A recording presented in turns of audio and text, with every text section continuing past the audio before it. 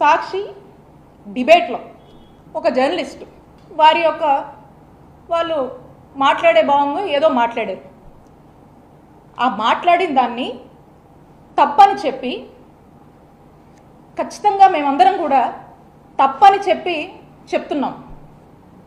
ముమ్మాటికి అతను మాట్లాడింది తప్పు,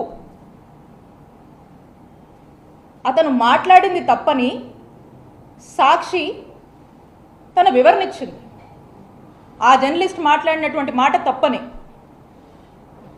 వైఎస్ఆర్ కాంగ్రెస్ పార్టీ అతని మాటలు తప్పని చెప్పి ఒక ప్రకటన కూడా ఇచ్చింది.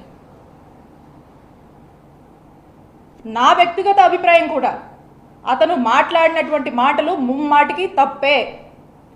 దీన్ని మేము సమర్థించట్లేదు.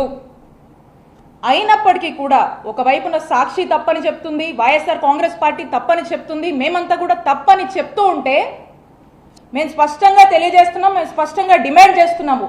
మేము తప్పు ఈ విషయం అని చెప్పి